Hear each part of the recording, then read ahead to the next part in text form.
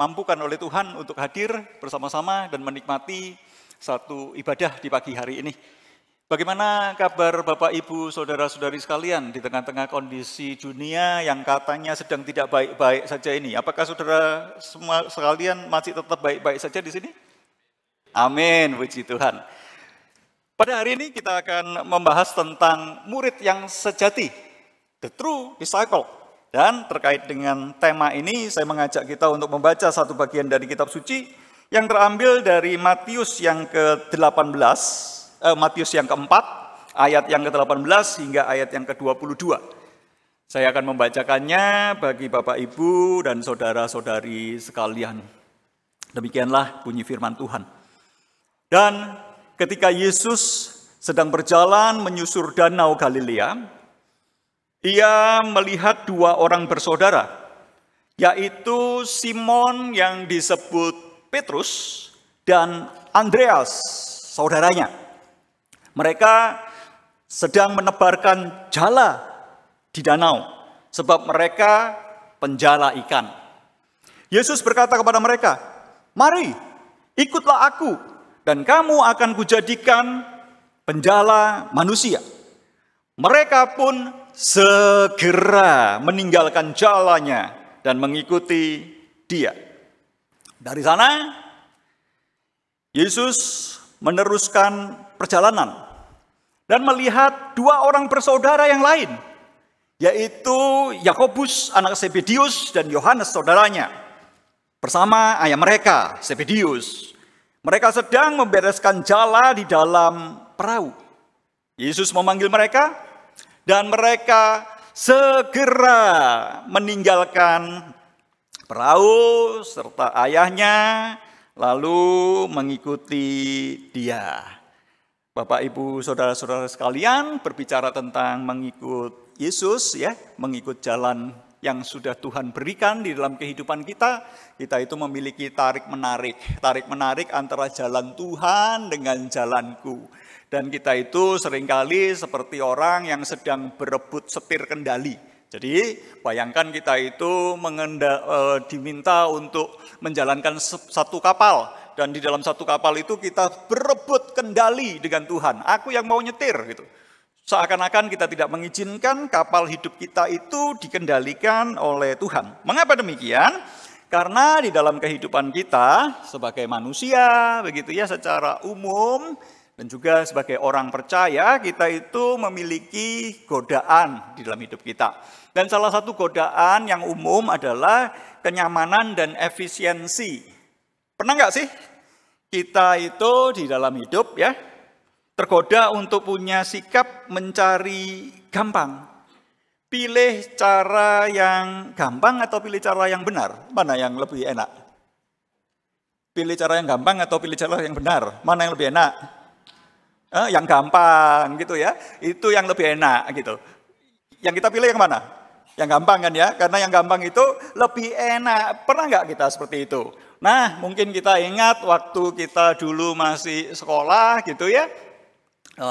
Mungkin kita seharusnya itu belajar dengan sungguh-sungguh dan setelah itu mengerjakan PR sungguh-sungguh dan mengerjakan ulangan itu dengan sungguh-sungguh. Tetapi belajar itu kadang-kadang susah dan nilainya kadang-kadang nggak selalu bagus gitu. Ada cara gampang. Cara gampangnya apa? Apa cara gampangnya? Pernah sekolah dulu? Nyontek itu adalah cara gampang begitu ya. Dan kita bisa lihat contoh yang lain gitu ya. Saya pernah tinggal di BSD dan seringkali saya itu lewat Raya Serpong. Di Raya Serpong itu ada banyak zebra cross, ada banyak jembatan penyeberangan jalan. Tetapi seringkali di situ kalau saya lewat di situ selalu berhadapan dengan orang yang seliwer-seliwer, dia menyeberang di mana saja mereka itu mau nyebrang. Kenapa? Karena males ke zebra cross, males ke jembatan penyeberangan jalan karena lebih jauh. Kalau ada cara yang gampang, kita pilih cara yang gampang daripada cara yang susah. Padahal di situ sudah beberapa kali itu terjadi kecelakaan dan bisa merenggut maut begitu. Tapi manusia memilih cara yang gampang daripada cara yang benar. Nah, contoh yang lain misalnya begitu ya. Satu pabrik begitu ketika membuang limbah ada cara yang gampang membuang limbah itu. Dibuang kemana? buang ke laut, buang ke sungai, begitu saja, itu gampang begitu. Atau walaupun ada sistem penyaringannya, tapi kita buat sistem penyaringan yang sederhana aja, cuma buat syarat saja, itu adalah cara yang gampang. Padahal cara yang benar, kita perlu membuat pengelolaan limbah pabrik yang sebetulnya cukup mahal, rumit, dan kompleks. Tapi itu lebih benar, karena itu lebih menyelamatkan ekologi, ekosistem, dan juga manusia, makhluk hidup yang lain dari lembah pencemaran itu. Tetapi kita lebih cenderung pilih cara yang gampang. Nah, kita juga menghadapi satu tantangan tersendiri yang mengganggu kenyamanan dan efisiensi kita ketika kita di tengah dunia kerja kita itu mencoba untuk menjalankan prinsip iman Kristen. Bagi sebagian dari kita itu akan menghadapi satu kesulitan. Firman Tuhan, prinsip-prinsipnya, sebagaimana diberitakan di dalam khotbah-khotbah di dalam mimbar ini, begitu ya, sebagaimana kita baca di dalam Alkitab, sebagaimana kita diskusikan di dalam kelompok kecil kita, itu kalau dibawa ke dunia kerja rasanya itu tidak relevan, begitu ya, tidak realistis kita untuk bisa menghidupi semuanya itu. Itu di gereja, tetapi di dunia itu hukumnya lain. Nah, dulu waktu saya sekolah minggu, saya mengingat ada satu lagu yang diajarkan kepada saya. Karena itu kita jangan mengabaikan sekolah minggu, karena proses sekolah minggu itu penting. Lagunya itu seperti ini. Di dalam dunia ada dua jalan, lebar dan sempit, mana kau pilih? Ada yang bisa lagu itu? Yang lebar api, jiwamu mati. Tapi yang sempit hidup berglori, gitu ya. Ya, kira-kira begitu ya. Hidup berglori, hidup bernyanyi, begitu ya. Itu berbagai variasinya. Tetapi ketika kita di dalam dunia ini, kita mau pilih jalan yang mana? Pilih jalan yang benar atau pilih jalan yang gampang? Boleh disurvei? Siapa yang berkata saya mau jalan yang benar? Coba angkat tangan. Siapa yang ngomong saya mau jalan yang gampang? Coba angkat tangan. Ya. Oke, Bapak Ibu Saudara sekalian, berbicara tentang memilih jalan yang sempit dan mengikuti Yesus, itu tidak mudah. Karena butuh keberanian. Berani untuk tampil beda. Berani untuk tidak kompromi seperti lagu yang tadi kita nyanyikan. Ini menuntut adanya satu keputusan tegas di dalam kehidupan kita. Pertanyaannya, apakah memilih jalan yang sempit di dalam jalan Tuhan itu bagi kita merupakan sesuatu yang berharga? Apakah itu berharga? Sehingga kita itu harus berani untuk membayar harganya itu. Apakah kita itu kalau mengerti itu berharga, kita itu bersedia untuk membayar harganya? Dan kalau kita sudah bersedia membayar harganya, akankah kita itu siap untuk membayar harganya?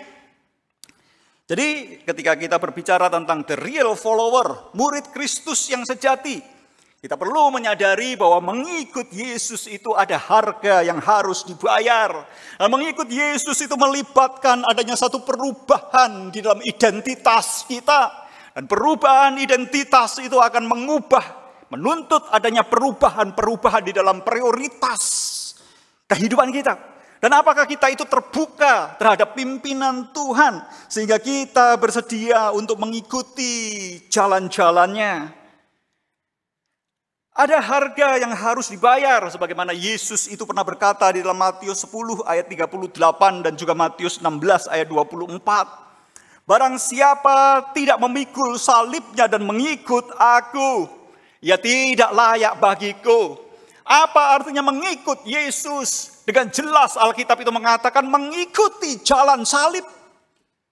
Ini bukan jalan yang enak, ini bukan jalan yang mudah. Jadi ketika Yesus itu berkata, ikutlah aku, bukan ngajak kita jalan-jalan vacation, begitu ya, liburan. Tetapi Yesus itu mengajak kita untuk memasuki jalan salib.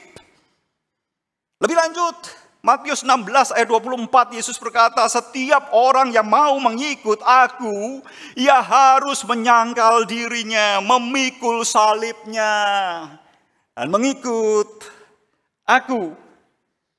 Jadi ada harga yang harus dibayar. Dan harga ini bertentangan dengan sistem nilai yang ada di dunia kita. Di dunia saat ini, kita itu menjunjung tinggi stabilitas, security, termasuk di dalamnya financial security. Dan kita itu juga mengejar-kejar pencapaian-pencapaian, prestasi-prestasi. Dan kita itu bisa mengumpulkan segala sesuatu untuk menambah prestasi-prestasiku. Dan jangan lupa, ada satu hal lagi yang kita junjung tinggi dan kita tidak mau itu terganggu. Apa itu? Kenyamanan. Dan saking kita itu nyamannya, kadang-kadang kita itu mager, malas gerak karena kita nyaman ada di situ. Ya. Dan keamanan. Dan juga jangan lupa satu hal ini, kebebasan pribadi. Ya. Dan hal-hal ini menjadi satu nilai yang kita junjung tinggi. Kita tidak mau kebebasan kita itu diusik. Kita tidak mau diatur-atur orang. Kita maunya ngatur orang. Begitu. Tetapi begitu kita itu diatur, kebiasaan kita itu diatur, hidup kita itu disuruh berubah sesuai dengan aturan, kita itu terkadang tidak mau. Tetapi berbeda dengan nilai-nilai yang ada di dunia saat ini. Panggilan Yesus itu justru memanggil kita untuk apa? Untuk meninggalkan segala-galanya. Bukan hanya meninggalkan segala-galanya, tetapi mengikutnya. Meletakkan kehendak kita kepada kehendak Tuhan. Tidak berebut setir kendali lagi dengan Tuhan. Jadi panggilan yang seperti ini terkadang terdengar asing bagi telinga kita yang hidup di dunia modern saat ini. Bahkan menakutkan bagi kita. Sehingga kita selalu berhadapan dengan satu tantangan. Tantangan bahwa kita itu tergoda untuk mencari jalan pintas yang lebih gampang. Kalau ada cara yang lebih gampang, siapa yang mau di sini? Ada cara yang lebih gampang untuk mengikut Yesus. Mau nggak? Mau gitu ya. Kalau ada yang gampang, kenapa kita cari yang susah? Ya, oke, mari kita lihat. Ternyata memang ada alternatifnya, Bapak Ibu Saudara sekalian. Ada alternatif yang lain untuk mengikut Yesus. Jadi kita akan melihat dua mode mengikut Yesus. Yang pertama adalah mode murid yang sejati. Murid yang sejati itu memprioritaskan ikut Yesus itu di atas segala-galanya. Kita sudah melihat contoh yang kita baca pada hari ini di dalam Matius yang keempat tentang dua pasang kakak beradik ya, yang mengikut Yesus, memprioritaskan untuk mengikut Yesus. Mereka memiliki satu komitmen untuk menyangkal diri dan memikul salib, mengikut Yesus di dalam jalan salib. Tentunya perjalanan ini tidak selalu mulus. Keinginan kita untuk mengikut Yesus itu tidak selalu mulus. Terkadang atau bahkan tidak jarang kita itu dihantui oleh berbagai-bagai keraguan. Kita seakan-akan dilemahkan oleh berbagai-bagai ketakutan. Dan kita juga merasa sedih karena kerap kali kita juga mengalami yang namanya kegagalan. Tetapi di tengah-tengah segala jatuh bangunnya untuk mengikut Yesus, murid sejati ini di tengah-tengah carut marutnya hidup tetap berjalan mengikut Yesus. Salah satu contoh murid yang sejati yang bisa kita lihat hari ini adalah Petrus yang dipanggil oleh Yesus dan kemudian dia meninggalkan jalannya. Di dalam perjalanannya mengikut Yesus di bagian agak akhir dari kisah Petrus, Petrus itu bertanya kepada Yesus, kami ini telah meninggalkan segala sesuatu dan mengikut Engkau. Jadi apa yang kami peroleh? Kami sudah meninggalkan semua, loh aku dapat apa? Itu adalah pertanyaan dari Petrus. Kemudian pada waktu Yesus itu ditangkap, Petrus tetap mengikut Yesus. Tetapi mengikutnya itu dari jauh. Dari jauh Petrus itu mengikut Yesus dan dia berhenti di pintu gerbang. Dan di pintu gerbang itu ketika Yesus diadili, Petrus itu menyangkal Yesus 3 kali. Ada ketakutan, ada keraguan, ada kegagalan yang dialami oleh Petrus. Yang adalah juga representasi dari kehidupan kita sebagai orang percaya. Tetapi kita bisa melihat bahwa perjalanan pengabdian Petrus kepada Yesus tidak berhenti di situ. Pada akhir kisah hidup Petrus, Petrus itu mati sebagai seorang martir. Dan ketika mati, dia minta agar dia disalibkan dengan cara yang terbalik. Bapak Ibu Saudara sekalian, itu adalah cara yang pertama. Menjadi murid Kristus yang sejati. Siapa mau menjadi murid Kristus yang sejati? Coba angkat tangan. Mau mengikuti jalan ini? Puji Tuhan, banyak. Tetapi kabar baiknya dalam tanda kutip ya, ada mode yang lain yang lebih gampang. Ya, Mode yang lain lebih gampang adalah mode orang banyak. Mau yang susah atau mau yang gampang? Ya, mode orang banyak adalah seperti ini. Mereka itu kemana-mana, kemana saja Yesus itu berada, mereka itu ada di situ. Jadi mereka ini adalah penggemar setia dari Yesus, pengikut Yesus yang setia. Kemanapun ada acara apapun, mereka ada di situ. Ya, bahkan ketika Yesus itu masuk ke Yerusalem untuk disalibkan, mereka itu rame-rame membentangkan pakaian, melambai-lambaikan ranting pohon palem dan berkata, Hosana, Hosana, diberkatilah dia yang datang dalam nama Tuhan. Tetapi sebetulnya mereka menghindari komitmen untuk menyangkal diri dan memikul salib. Mereka senang memandang Yesus sebagai pengajar, penyembuh, pembuat mujizat, Mesias yang dinantikan. Tetapi mereka tidak mengikuti jalan salib. Bapak Ibu saudara, ini merupakan satu tawaran yang nampaknya menggoda. Lebih enak menjadi murid sejati atau lebih enak menjadi murid yang seperti ini? Seperti golongan orang banyak ini. Dan mungkin sebagian besar di antara kita, moga-moga bukan sebagian besar ya, sebagian kecil di antara kita ya.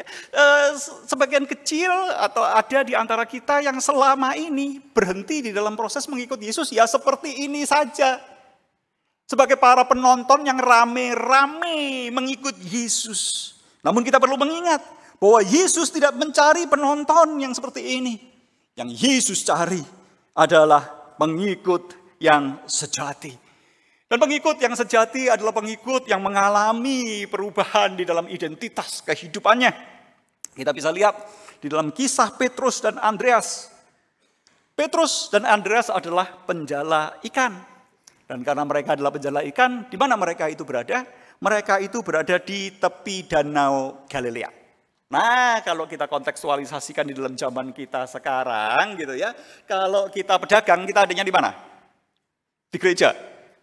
Nah, kalau kita pedagang adanya di pasar, di gereja kalau lagi ibadah, kalau ada lagi pelayanan. Kalau kita pedagang kita ada di pasar, kalau kita guru kita ada di mana? Ada di sekolah, begitu ya. Kalau pendeta ya ada di gereja gitu. Karena itu adalah satu tempat di mana kita itu bekerja, berkarya di sana. Dan Petrus dan Andreas itu berjumpa dengan Yesus, bukan di bait Allah. Petrus dan Andreas itu berjumpa dengan Yesus di tempat kerja mereka. Dan mereka sedang apa? Mereka sedang menebarkan jala mereka. Tetapi ketika mereka itu sedang menebarkan jala mereka, ada satu perjumpaan yang mengintervensi keseharian mereka. Yakni apa? Yesus itu memanggil mereka, mari ikutlah aku. Kamu akan kujadikan penjala manusia.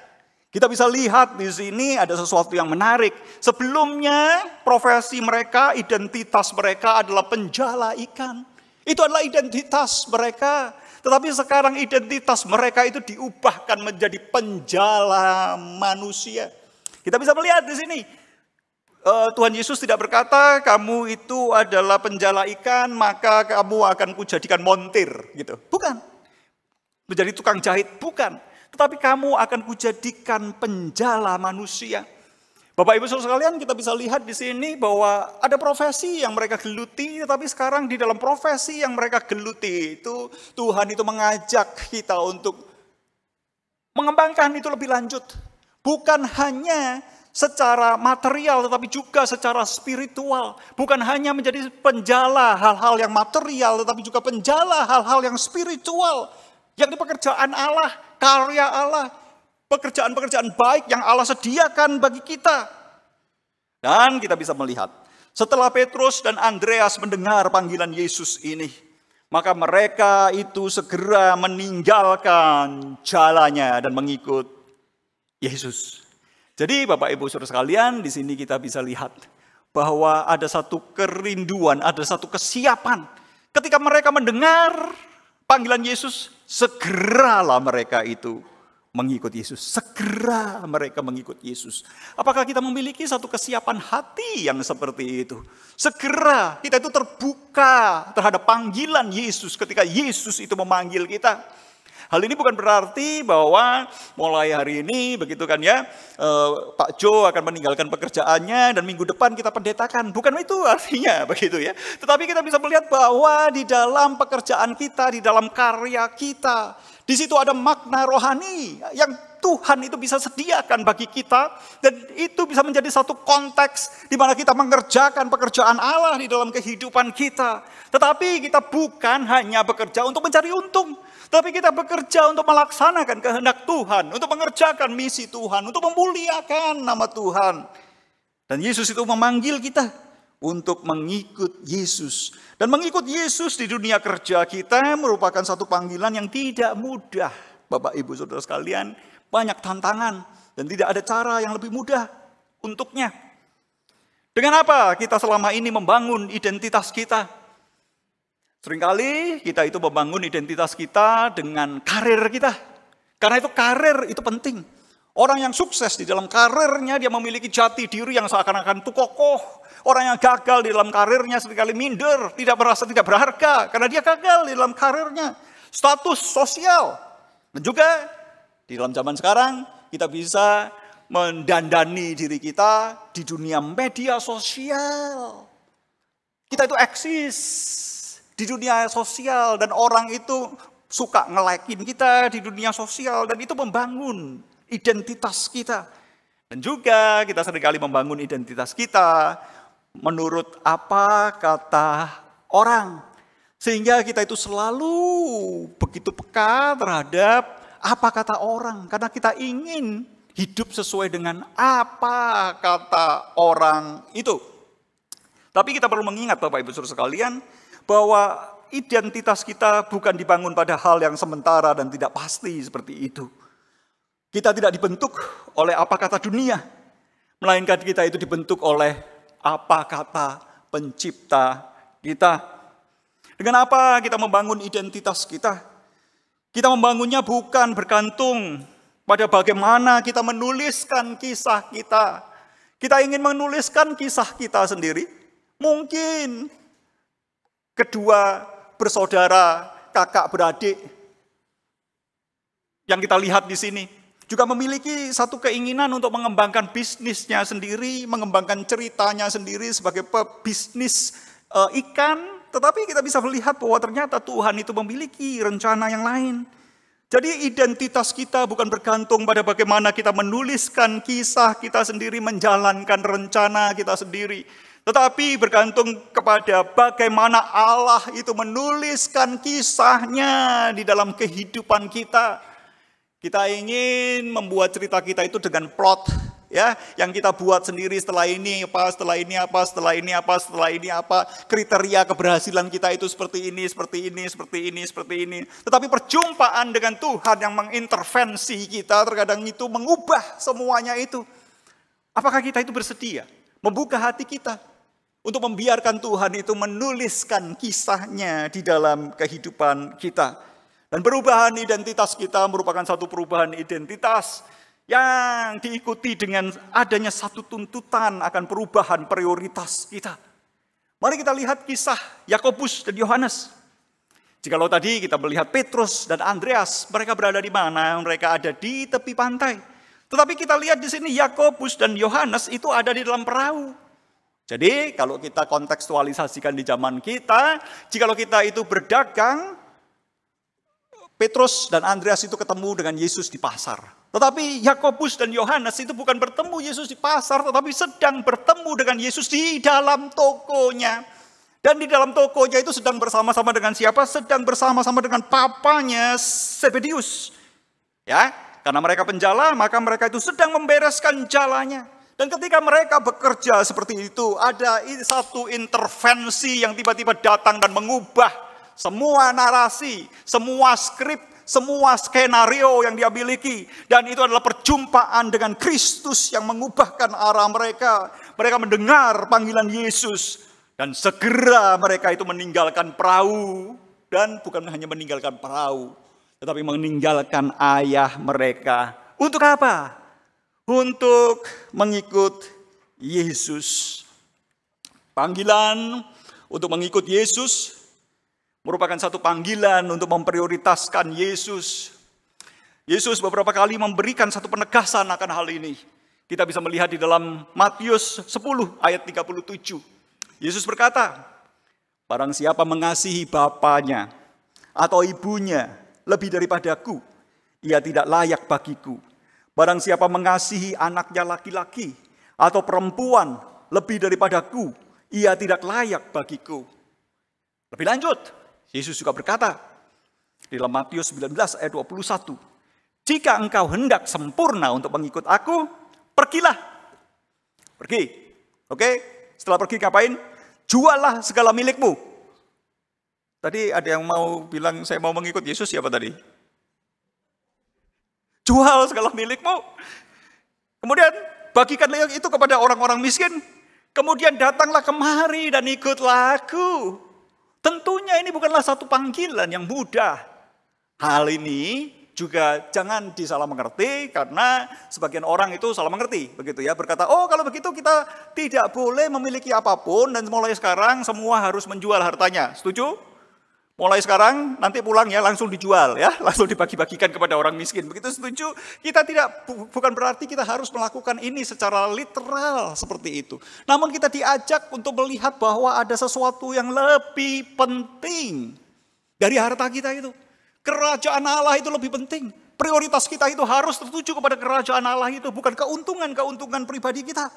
Hal ini juga bukan berarti, oh kalau begitu aku pelayanan dan aku tidak perlu peduli dengan keluargaku, biarkanlah keluargaku itu hancur, berantakan karena aku itu melayani, dan kita itu tidak perlu mengatur life balance, kita itu tidak perlu secara wise mengatur keuangan kita. Hal ini bukan berarti seperti itu. Tetapi hal ini berarti bahwa kita perlu mengingat bahwa di dalam perjalanan kita mengikut Yesus, ada satu prioritas utama yang kita tidak perlu dilupakan. Sesuatu yang sangat berharga yang kita itu perlu tahu. Dan kita perlu tahu bahwa itu merupakan sesuatu yang lebih berharga. Lebih berharga daripada semua yang lain. Dan yang lebih berharga dari semua yang lain itu adalah mengikut Yesus. Pertanyaannya, bagaimana mungkin kita itu bisa melihat bahwa mengikut Yesus itu sedemikian berharganya? Bapak Ibu sekalian, kita bisa mengikut Yesus sebagai sesuatu yang sangat berharga jikalau kita itu dibukakan matanya oleh Tuhan, mengerti nilai dari Yesus dan kerajaannya. Seringkali mata kita itu dibutakan sehingga kita melihat rupiah, dolar, dan sebagainya itu lebih berharga dibanding Yesus dan kerajaannya. Karir kita, kenyamanan kita, keamanan kita itu lebih berharga dibanding dengan Yesus dan kerajaannya. Karenanya kita itu perlu meminta supaya Tuhan itu mencelikkan mata kita, membuka hati kita untuk boleh melihat bahwa Yesus dan kerajaannya itu sedemikian berharga. Anugerahnya itu sedemikian besar. Tadi kita menyanyikan lagu The Goodness of God. Ya. Apakah kita itu merasakan the goodness of God itu sendiri di dalam kehidupan kita?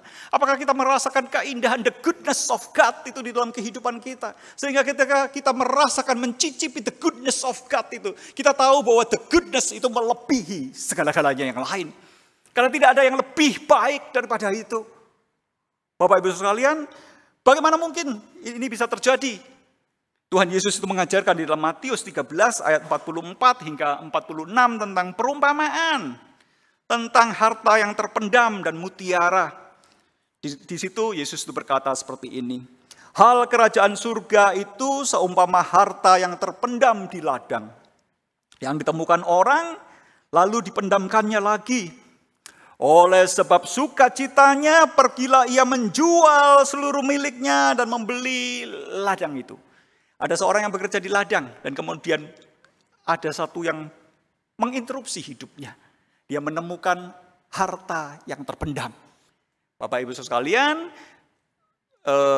kita bisa melihat di sini bahwa ternyata sang pekerja di ladang itu mengerti nilai dari harta yang terpendam itu. Ada orang itu yang mengerti nilai, ada yang tidak mengerti nilai. Ya.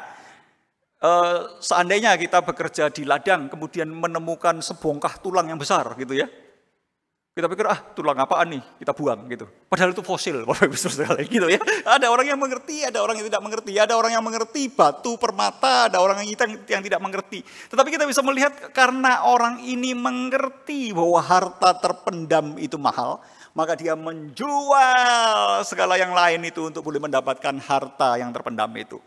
Kisah yang kedua yang diceritakan Yesus dalam perumpamaan adalah demikian pula hal kerajaan surga itu seumpama seorang pedagang yang mencari mutiara yang indah.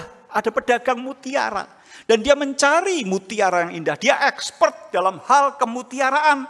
Dan setelah ditemukannya mutiara yang sangat berharga, ia pun pergi menjual seluruh miliknya lalu membeli mutiara itu. Dia bersedia untuk membeli mutiara itu karena mengerti bahwa mutiara itu berharga. Tetapi bagi orang yang nggak ngerti mutiara, dikasih mutiara dibuat main kelereng. Enak ini buat main kelereng.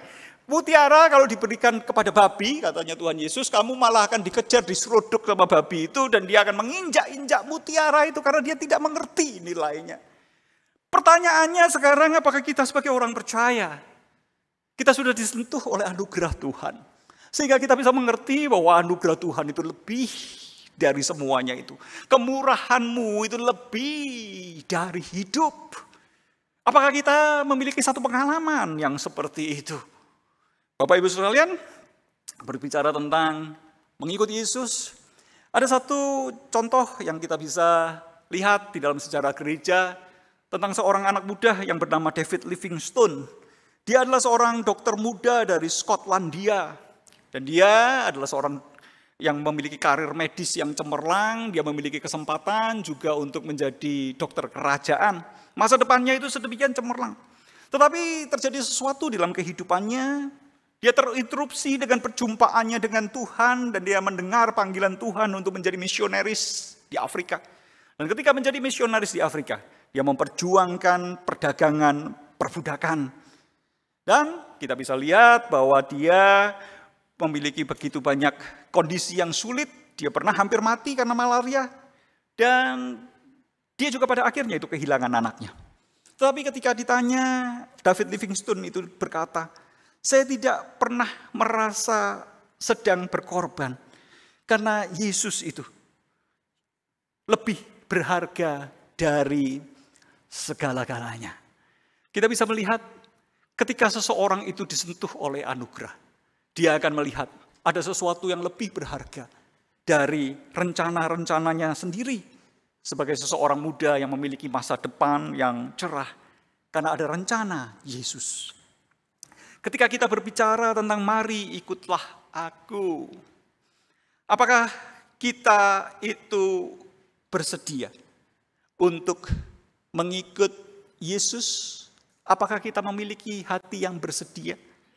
Apakah kita itu siap? Kalau kita itu mengerti harganya, kemudian kita itu bersedia, apakah kita siap? Karena kadang-kadang kita itu bersedia, tetapi kita itu tidak siap. Tidak siap untuk membayarnya. Dan apakah kita itu akan membayarnya? Apakah respon aku? Apakah respon kita? Coba kita bayangkan Bapak Ibu Saudara sekalian, jikalau panggilan Tuhan itu datang kepada kita, di tempat kerja kita, di toko kita, di bengkel kita, di klinik kita, di rumah makan kita, di tempat pekerjaan kita, di sekolah kita, di pabrik kita. Dan kemudian Yesus itu berkata, ikutlah aku. Coba bayangkan ketika Yesus itu memandang mata kita dan berkata, ikutlah aku. Dan kita tahu artinya itu apa? Ikutlah jalan salib. Jalan salib yang tidak mudah. Jalan salib untuk mengerjakan kehendak Allah. Jalan salib untuk membawa keselamatan bagi dunia ini. Jalan salib untuk mengerjakan kerajaan Allah di dalam kerajaan bisnis kita. Ikutlah aku. Apakah kita akan melihat bahwa panggilan itu merupakan sesuatu yang berharga? Ataukah kita mengabaikan panggilan-panggilan itu? Di dalam setiap ibadah kita punya yang namanya panggilan beribadah. Dan setiap minggu kita itu dipanggil. Tetapi apakah kita itu akan mengabaikan semua panggilan itu dan kita menganggap bahwa semuanya itu tidak penting? Karena aku memiliki rencana sendiri, aku memiliki narasi sendiri di dalam hidupku, dan aku sedang menulis skripku tersendiri. Aku tidak mengizinkan Tuhan menulis narasi di dalam hidupku. Aku mau mengendalikan hidupku itu sendiri, aku yang mau pegang setir hidupku itu sendiri. Aku mau belok kanan, aku mau belok kiri, aku mau kemana, urusanku.